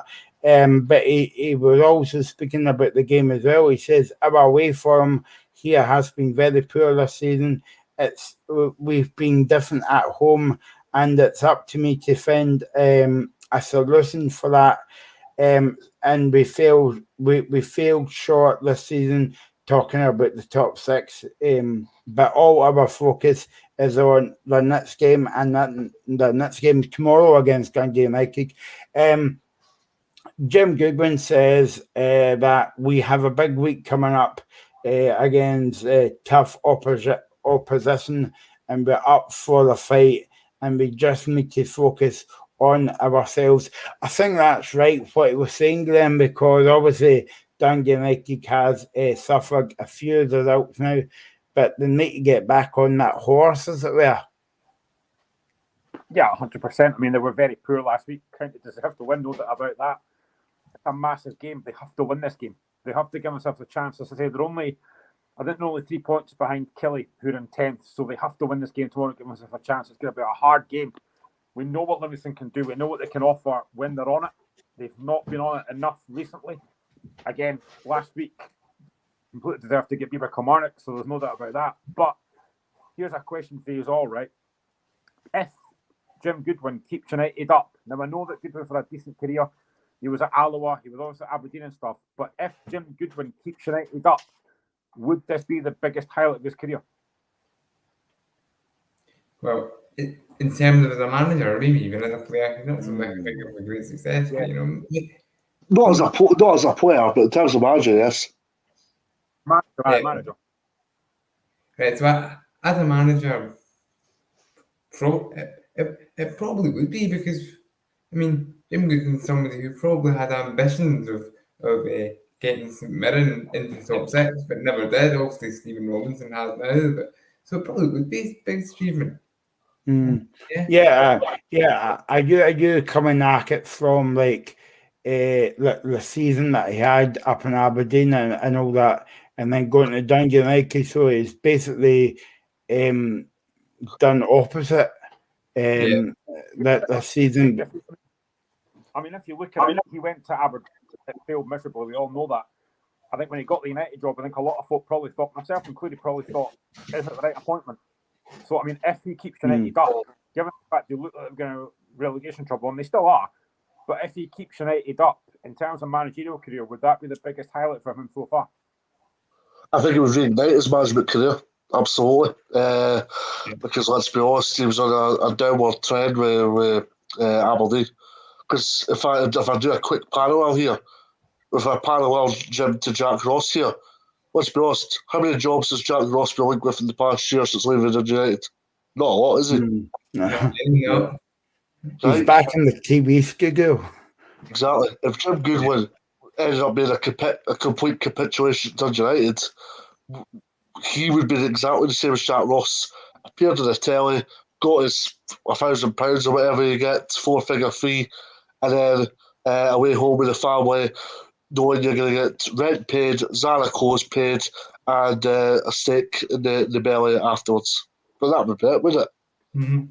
I don't like steak, Dave. That's the only thing. But there you go.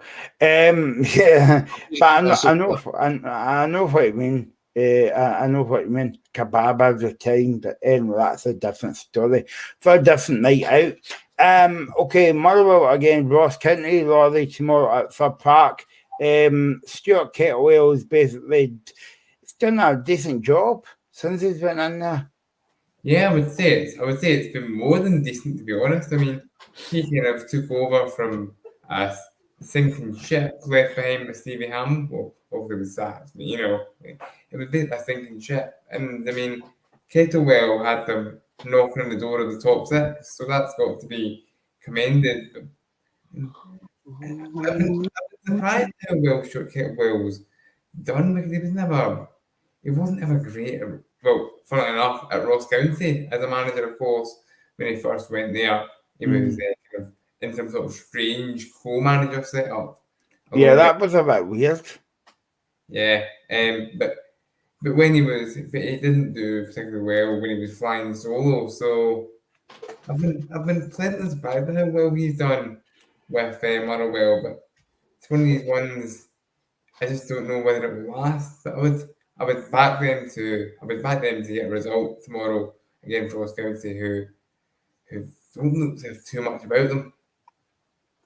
Stuart Kettlewell said yesterday at his press conference, another 3 points would be good for us, but this will be a tough physical game, but it's important we stand up to that challenge tomorrow. And he's going up against his former team, Glenn. I don't know how you feel about the game tomorrow, but yeah, I mean, Stuart Kettlewell's been a decent manager so far for Motherwell. But one man that we forget about in Ross County, and had a decent first season, but he's kind of struggled this season, is Malcolm Mackay. Yeah, he has 100%. I mean, they lost their best player last season. Pungo and Regan Charles Cook couldn't really replace them. They have done okay. Eamon Brophy's done okay. Jordan White with a hat-trick last week. They have looked okay. Jan Dander's been decent. But they're just, again, they lose too many goals and they don't score enough goals, apart from last week. So again, it's a massive, massive game. Motherwell really have nothing to play for. Their season's pretty much done. It'll be a tough game for County. But again, like United, it's a game they have to win. They've got to go there and get 3 points tomorrow and give themselves a chance of staying up. I don't think they will. I think Motherwell will win. Kevin Van Veen, as I say numerous times, has been fantastic for Motherwell this season.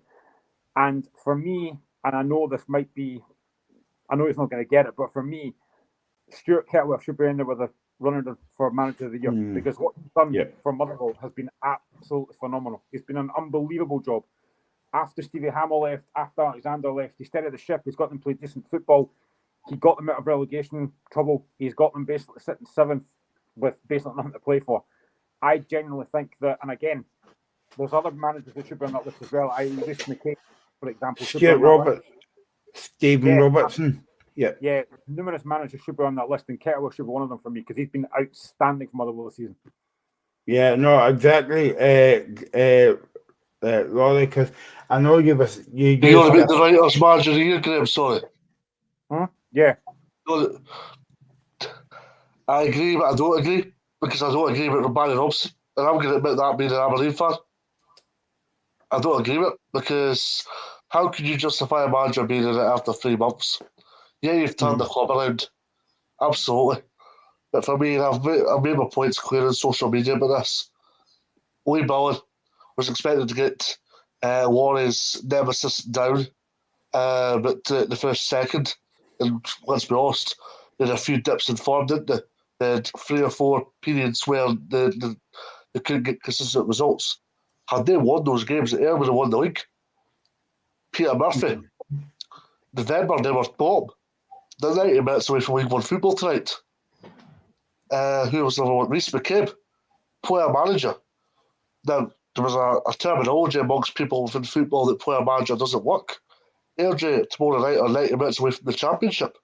That was something that was completely against people's heads, both out with Airdrie and probably even within their fan base probably could have said, look, we're not going to get promotion here.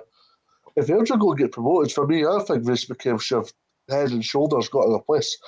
And then lastly, Darren Young, what a job he's done still in Albion. Yeah, I mean, and what you say, Dave, about Barry Robson is spot on really, because like you should maybe need to be in post for I don't know how long, maybe 6 months before you should be considered, maybe even longer than that. What do you reckon? Like some of those guys in the lower leagues are deserving. Do you think he's only in the running, Dave, because he beat Rangers at Picoglu? Well, if that is the reason, I don't think it's a good approach. Now, it's not, just for clarification for those that don't know the voting process, all the journalists that you see splattered about in the newspapers a Sunday morning, a Monday morning, a Tuesday morning, a Saturday morning, they're the ones that vote for these players. Now, my understanding, I know a contributor here, Robbie Henrati, is on the writers' panel. I don't know how you get involved because nobody's told me how you get involved, even although I've covered Arbroath and Motherwell and Ross County and Johnston. I must not be good looking. I'm good looking for this show, but that's because this show's a lot better looking than the SFW. I wouldn't trust any of them for 1 minute, I can assure you that, even if they bought my Jaeger bomb in a night out. But that just probably goes to show you. But my understanding is that the voting process is done by the journalists, because I know for a fact that they chose it the Young Player of the Year, whatever have you. Now, let's be honest, Ange Postecoglou's going to win this head and shoulders above everybody else. But at exactly the same time, why have managers in that have been in February? A football season is on since August, not February. I was just going to say as well, we're not talking about like Championship at the moment because we talked about it earlier, but I just want to say as well, I mean, I don't know the ins and outs of Dundee, but is anyone surprised that Gary Bowyer has left Dundee? Because I think that took everyone by surprise that he's left when they've won the Championship. Yeah, that's a bit of a weird one for me, Graham. He didn't want to leave. He didn't want to leave based on newspaper reports, based on, I don't know if you've seen a league management statement at all. Yeah, I did see the thing I saw when he was with the League Managers Association or LMA, where kind of writing on his behalf. And come on, McHugh, you're meant to be in the dock here. That's poor from you, son. I know. Sorry. Yeah, I've kind of picked up a wee injury in the last couple of weeks. Yeah, I'll elaborate. Sorry, what else? No, absolutely fine, Dave. Absolutely fine. And now I mean, my phone's ringing away, but that's that dealt with. But yeah, back to what we were saying about the Gary Bowyer situation. I mean, when you read his comments, it was kind of that were in the LMA statement. He didn't sound like he wanted to go anywhere and was quite appreciative of the Dundee fans, if I remember rightly. But I kind of, maybe I'm reading into this too much, but I kind of wondered if there was some sort of dispute between, Dundee or Dundee board and Lee Bowyer or Gary Bowyer, sorry, because like it was he got kind of short shrift, when it was announced he was leaving. It wasn't all happy, cheery, we thank you very much. It was club statement, and then Dundee didn't tweet for about 4 days. Yeah, well, first and foremost, Laurie, Alan Batool, the Scotsman, he did an article in the paper after the news broke about Gary Bowyer, and it appeared to be that him and George Carr and the Curia had a lot of inside knowledge about what had happened, because they both had very detailed reports about obviously what had all happened. In terms of Batool, he went on to state that basically Bowyer basically didn't get on with John Nelms and Gordon Strachan. John Nelms was interviewed by the written press after the success against Queen's Park a fortnight ago, and there was no mention about the job that Guy Bowyer did. And that kind of tells you a sign, because if a manager does so well at a club and then you don't mention the manager in the press, that's not a good look at all if you're chairman of that respective club. So that just goes to show you where everybody was at. No, not everybody was on the same hymn sheet. And then on Monday, the Courier, was it the Courier? I think it was the Courier, had the news out that he was favourite for the Blackpool job. And then 24 hours later, obviously, there's a big meeting involving Gordon Strachan, Nels, and Boyer. Let's be honest, there wasn't an agreement of any sort on Wednesday morning. He seen his sugary peg jotters. And let's be honest, an hour beforehand, he was getting the Badge of the Year award, wasn't he, from the SPFL? And then 11 o'clock, he's getting his jaws. So that just goes to show you. But I just want to elaborate on this, Michael, sorry, but if Carl Davidson is turning down a job like Dundee, especially it's a similar statured club to St Johnstone in many ways, Dundee, that's not a good look. That's not a good look behind the scenes when somebody like Carl Davidson's turning it down. Yeah, no, especially because they won the double as well. But I can understand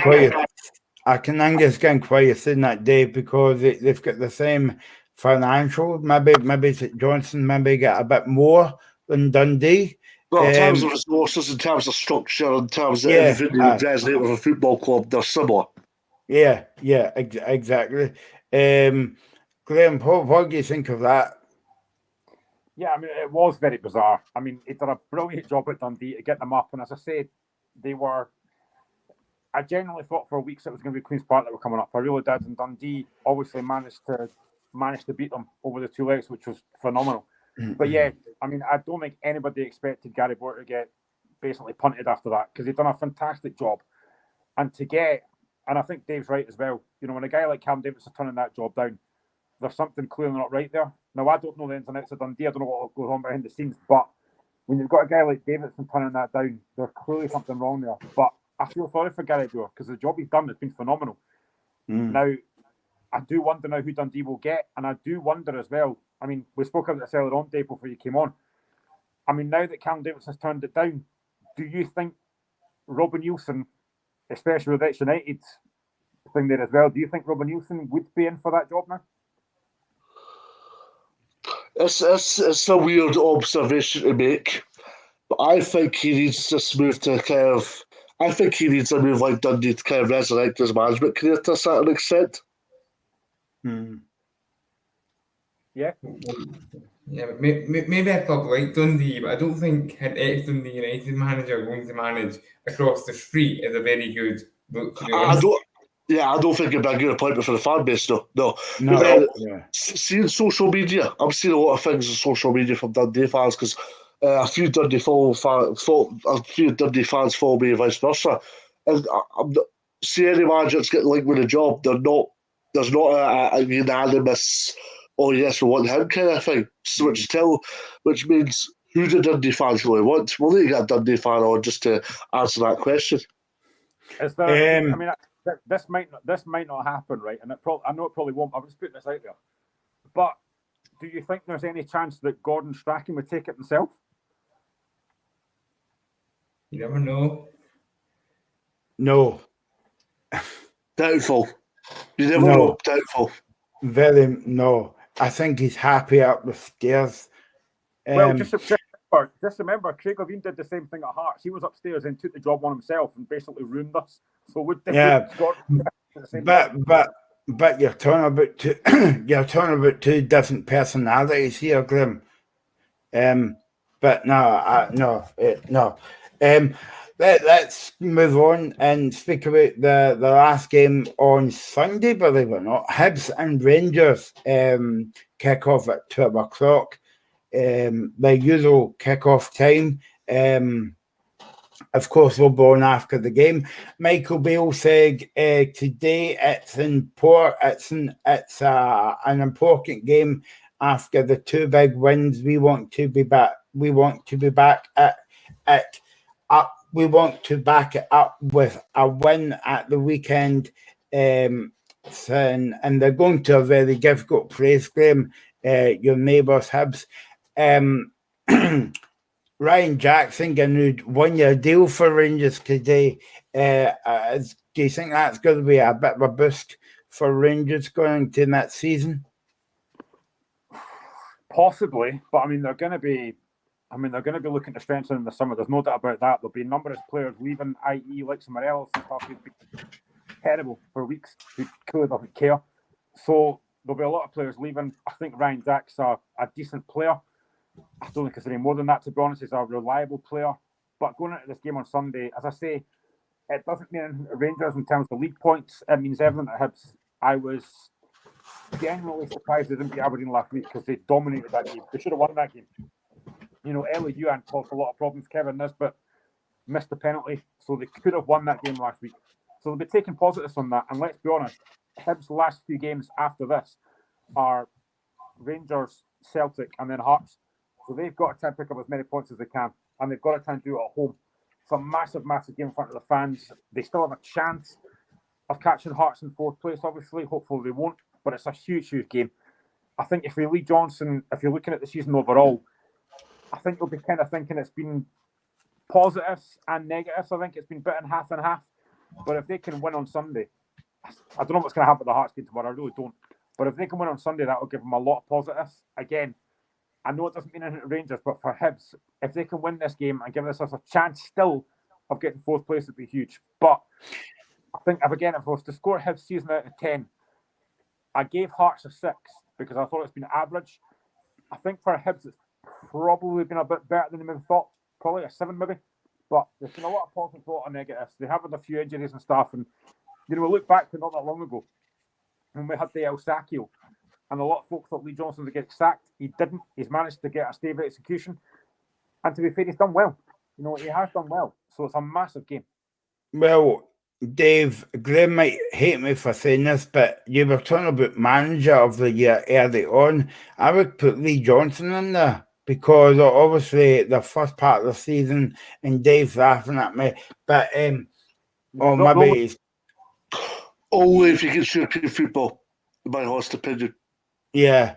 No, I was just kind of saying at the beginning of the season that, you know, the Hibs fans wasn't his best fan, and people he's another one that's turned around, especially when we losing Boyle and Porteous, Boyle through injury, of course.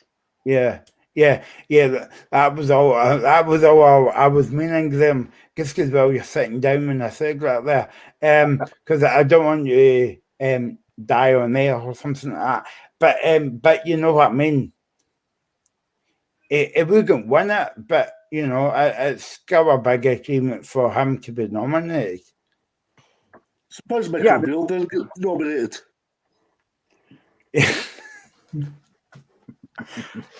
So after 7 o'clock, we've got the locker room extra looking at the managers who wasn't nominated for and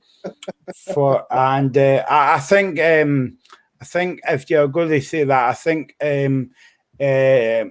Cantwell will be in the Fair Play Award this year for moving the bag so that Maeda would get a drink of water in the semi-final of the Cup. But that's for another show. I don't know if you saw his comments Sarah week about that. Actually, they were quite fun. And he said before the Celtic Rangers game, well, that's part of the game, because Sky asked him, why did you move the bag for? And they said, well, you know, that's part of the game. And I was Lolly, what do you think of Rangers going into this game on Sunday? Well, I think the whole game's going to be a bit of a dead rubber. I mean, Rangers, well, I went into a Rangers approach it because they now have, well, very little to play for before, but they've absolutely nothing to play for now, of course. Last week they had kind of pride in the derby, but I mean, Rangers, this is just going to be a very, transitional period for them. I mean, they still get that gap. They still get that gap to shut. Yeah, and they're not going to shut it this season anyway. But they've still got that gap to shut, and the likes of Robin McCrory and goal, and no disrespect to him, but players like that, you're probably not going to see him start for Rangers next season. And a lot of the guys who are in that team at the moment are going to go, and as Graham pointed out, the likes of Morelos, who just doesn't look interested. It looks awful silly that Rangers are going to let Kent and Morelos leave on a free. Of course, Kent they signed for what, £7 million. Morelos they had offers for of like 20 million a few years ago, and now here we are. Rangers are more than happy to let them go for free. But back to Sunday's game, I'd say Rangers are very much favourites, but I wouldn't be too surprised to see Hibs pull off a wee shot because Rangers may not be overly interested. Yeah, Dave, Hibs has got Rangers on Sunday, and then Celtic comes to town on Wednesday night. I'm looking forward to the game. I'm going to that game actually. I've not been to East Road for a few years, so I'll be good to get back in the capital again. Not for the festival this time, but for a game of football. Difficult end to the season, Dave. Obviously, Hibs has got not a lot to play for, but they were going to finish off in good style in front of their own fans. Yeah, and I think the 6 week will be a good test for obviously the European attributes, because obviously Hearts playing Aberdeen tomorrow lunchtime, one of those, and I think it'll be a good idea to see. From a perspective, to see how they respond to whatever happens as a result of what happens at Tynecastle. Now, I hope everybody who travels to Edinburgh makes it along fairly safely, because Beyonce will be in Edinburgh tomorrow night. That's the reason why Gorgie is at 12:30 and Leaf is at 12 o'clock on the Sunday, because they're very much scared in case Beyonce ruins the party. But anyway, on to the game, and I'm interested to see what Rangers' mentality will be like, because won't be the same as last weekend. For me, my honest opinion, I don't think Rangers can have a good display last weekend and then not back up on Sunday. I think they've got to keep going, keep being relentless, and start preparing for next season, start pursuing ideas towards next season, which they appear to be, but you can't just have one big result and then start becoming inconsistent. As for Hibs, back up the Hibs, and if they can go and get some form of result between now and Wednesday, it'd be absolutely massive. But for me, I think the next two games for me is a good idea for Lee Johnson to see where he's at for next season. Because if he comes up short, there's your answer. There's your answer to go and say to the board, look, we need a little bit more here. They've obviously got the guy they used to manage at Reading now, Brian McDermott. He'll offer a lot off the park in terms of recruitment. Apparently, if he's no one at the newspapers, he found Keelan through the hash for Celtic, so he must be named lad.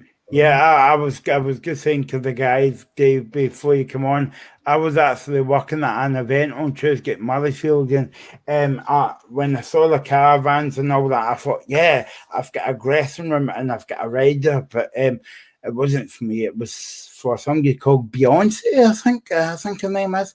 And I think Bruce Springsteen's playing at Murrayfield as well. Anyway, this is a sports show and I'm talking about music. Sorry about that.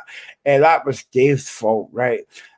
So let's move on now to talk about the women's football, Dave. And it's a big weekend. You're going to the game. Are you going to the game at Ibrox on Sunday? And it'll be a big game. Rangers against Glasgow City and Celtic against Hearts, both kicking off at 4:10. Yeah, big day in the women's calendar on Sunday. Montrose have wrapped up the SWPL 2, but in terms of SWPL 1, well, this could happen anywhere, could it? I mean, Gordon Duncan of Sky Sports was interviewing Fiona McIntyre on Wednesday. Appeared to be that they'll have a team at Ibrox, a hierarchy from the SWPL or SFA at Ibrox, and the other half at Celtic Park, depending on what happens now.